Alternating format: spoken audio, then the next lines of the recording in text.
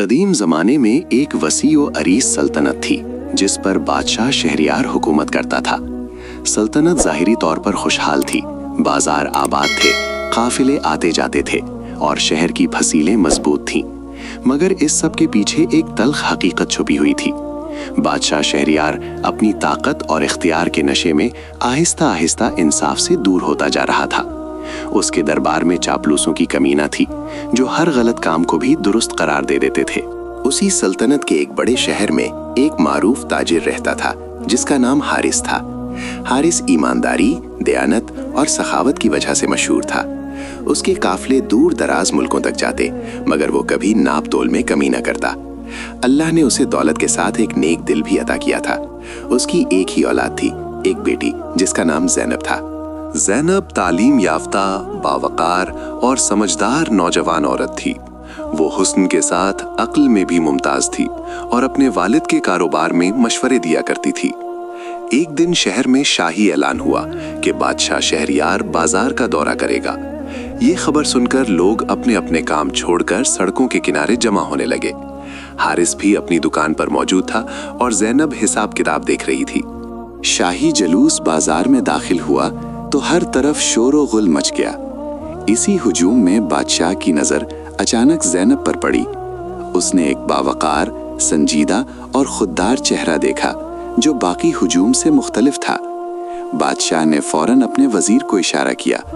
وزیر نے معلومات حاصل کی اور بتایا کہ یہ ایک معروف تاجر کی بیٹی ہے۔ یہاں سے بادشاہ کے دل میں ایک غلط خواہش نے جنم لیا۔ اس نے طاقت کے زعم میں یہ سوچ لیا کہ جو چیز اسے پسند آئے وہ اسے حاصل کر سکتا ہے۔ اسی رات شاہی محافظوں کو خفیہ حکم دیا گیا۔ اندھیری رات میں جب شہر سو رہا تھا، محافظ حارث کے گھر میں زبردستی داخل ہوئے اور زینب کو اغوا کر کے محل لے گئے۔ شور سن کر حارث جاگ اٹھا، مگر محافظوں کی تعداد اور طاقت کے آگے وہ بے بس تھا۔ زینب نے مزاحمت کی، چیخو پکار کی، مگر کسی نے اس کی آواز نہ سنی۔ صبح ہوئی تو حارث پر گویا قیامت ٹوٹ پڑی۔ اس کی دنیا اجڑ چکی تھی۔ وہ دربار پہنچا، انصاف کی فریاد کی، مگر دربانوں نے اسے دھکے دے کر باہر نکال دیا۔ نے واضح الفاظ میں کہا کہ وہ ظلم کے آگے نہیں جھکے گی۔ اس کی مضبوط آواز اور خودداری نے محل کی ایک بوڑھی خادمہ کو متاثر کیا جو برسوں سے وہاں خدمت کر رہی تھی اور بادشاہ کے ظلم دیکھ چکی تھی۔ ادھر حارث نے ہار نہیں مانی۔ وہ شہر کے معتبر لوگوں، علماء اور تاجروں کے پاس گیا۔ سب خوفزدہ تھے، مگر ایک نوجوان قاضی جس کا نام سلمان تھا کھل کر سامنے آیا۔ سلمان انصاف پر یقین رکھتا تھا اور جانتا تھا کہ خاموشی بھی ظلم کا ساتھ دینا ہے۔ قاضی سلمان نے بادشاہ کے خلاف ایک تحریری شکایت تیار کی اور اسے شہر کے بڑے بڑے اجتماعات میں پڑھ کر سنایا۔ بات جنگل کی آگ کی طرح پھیل گئی۔ عوام میں غصہ بھڑک اٹھا۔ تاجروں نے بازار بند کر دیے، علماء نے خطبات میں ظلم کے خلاف آواز اٹھائی۔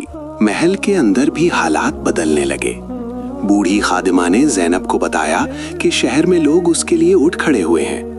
زینب نے حوصلہ پکڑا اور خادمہ کی مدد سے ایک پیغام قاضی سلمان تک پہنچایا جس میں اس نے اپنی ثابت قدمی اور ظلم کے خلاف گواہی دی۔ جب بادشاہ کو معلوم ہوا کہ عوام متحد ہو رہے ہیں تو اس کے دربار میں کھلبلی مچ گئی۔ وزیر نے مشورہ دیا کہ معاملہ دبایا جائے، مگر اب بہت دیر ہو چکی گئی۔ شہر کے دروازوں پر لوگ جمع ہو گئے۔ پہلی بار بادشاہ نے اپنی رعایا کی آنکھوں میں خوف کی بجائے غصہ دیکھا۔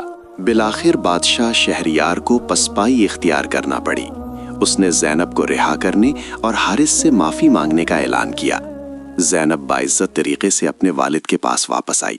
شہر میں خوشی کی لہر دوڑ گئی، مگر یہ خوشی ایک سبق کے ساتھ تھی۔ قاضی سلمان کی سربراہی میں ایک مجلس قائم ہوئی جس نے بادشاہ کے اختیارات محدود کیے اور انصاف کے نئے اصول طے کیے۔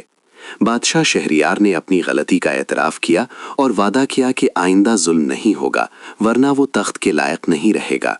حارث نے اپنی بیٹی کو سینے سے لگایا اور شکر ادا کیا۔ زینب پہلے سے زیادہ مضبوط بن چکی تھی۔ اس نے شہر کی عورتوں کے لیے تعلیم اور انصاف کی آواز بلند کی۔ یہ کہانی ہمیں یہ سکھاتی ہے کہ طاقت ہمیشہ حق نہیں ہوتی، اور اگر لوگ متحد ہو جائیں تو سب سے بڑا ظالم بھی جھکنے پر مجبور ہو جاتا ہے۔